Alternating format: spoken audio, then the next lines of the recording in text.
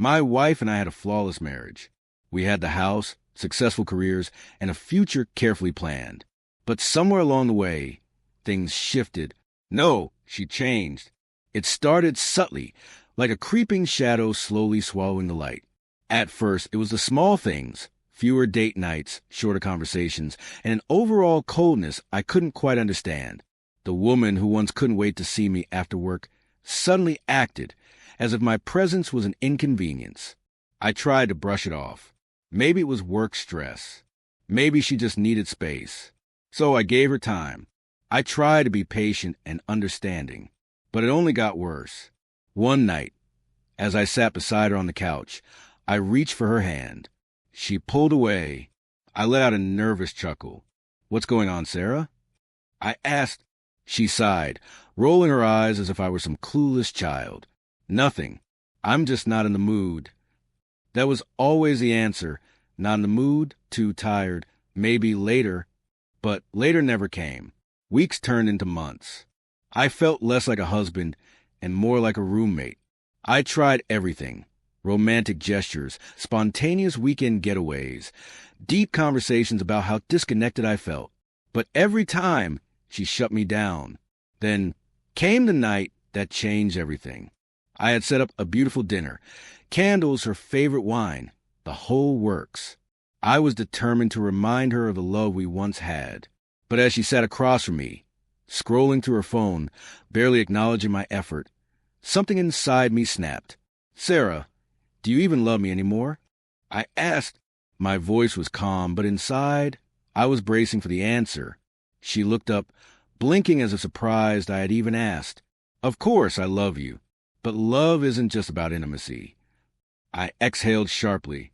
"It's not just about that, but it's a big part of marriage. We haven't been together in months.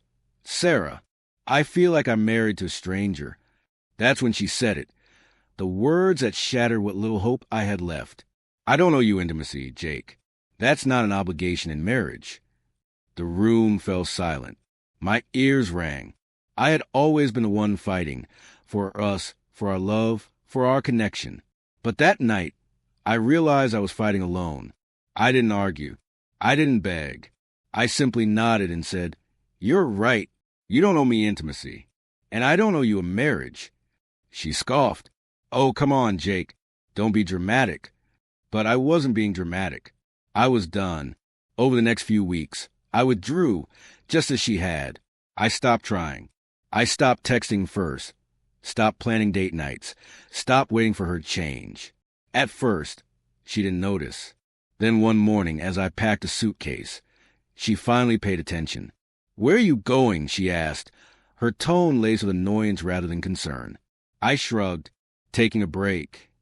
Her eyes narrowed. From what? I met her gaze. From being the only one who cares.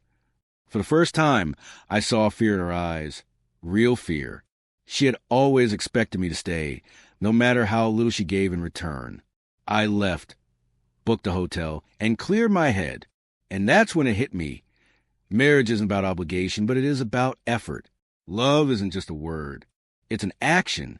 And if one person stops acting, stops caring, stops trying, then the marriage is already over. I didn't go back. I filed for divorce. And suddenly, the woman who once claimed she didn't owe me intimacy was begging me to stay, crying, apologizing, promising to change. But it was too late. By the time she realized what she had lost, I had already found my peace. The divorce process was long and exhausting, as they often are. Sarah fought me on everything. The house, the savings, even the dog we had adopted together. It was as if she was trying to punish me for leaving, for finally standing up for myself. But I held my ground. I wasn't going to let her manipulate me anymore. During that time, I started therapy. I needed to understand how I had allowed myself to stay in a relationship where I felt so undervalued for so long. My therapist helped me see the truth. I had been so focused on fixing Sarah, on fixing us, that I had neglected myself. I had forgotten what it felt like to be happy, to be loved, to be truly seen. As the months passed, I began to rediscover who I was outside of my marriage. I reconnected with old friends, picked up hobbies I had abandoned, and even started dating again. It wasn't easy. There were moments of doubt, moments when I questioned whether I had made the right decision. But every time I thought about the emptiness I felt in my marriage, I knew I had done the right thing. Sarah, on the other hand, wasn't doing as well. Mutual friends told me she was struggling. She had quit her job, was drinking heavily, and seemed lost. A part of me felt guilty, like maybe I should reach out. But deep down, I knew that wasn't my responsibility anymore. She had made her choices, just as I had made mine, a chance encounter. One day, about a year after the divorce was finalized, I ran into her at a coffee shop. She looked different, thinner, more exhausted, but also softer somehow. We made awkward small talk for a few minutes before she finally said what was on her mind. "I'm sorry, Jake," she said, her voice trembling. "I didn't realize how much I was hurting you. I didn't realize how much I was hurting us." I nodded, unsure what to say. The truth was, I had forgiven her a long time ago, not for her sake, but for mine. Holding on to anger and resentment would only keep me tied to the past, and I was ready to move forward. "I hope you find happiness, Sarah," I said finally. "I really do." She looked at me, tears in her eyes, and nodded. "You too, Jake." And that was it. We went our separate ways, and I haven't seen her since. A new chapter. Now, 2 years later, my life looks completely different. I've met someone new, someone who makes me feel seen, valued, and loved in a way I never thought possible. We're not perfect, but we're honest with each other. We both understand that love is a choice we have to make every single day. As for Sarah, I heard through mutual friends that she's doing better. She's back in therapy, working on herself, and even dating again. I'm glad to hear it. Despite everything, I don't wish her any harm. Our marriage may have ended, but it taught me valuable lessons about love, respect, and self-worth.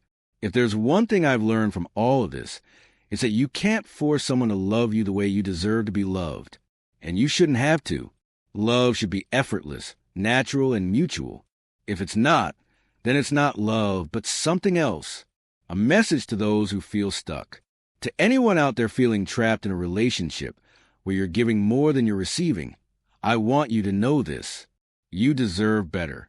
You deserve someone who will fight for you, cherish you, and love you, not out of obligation, but because they can't imagine their life without you.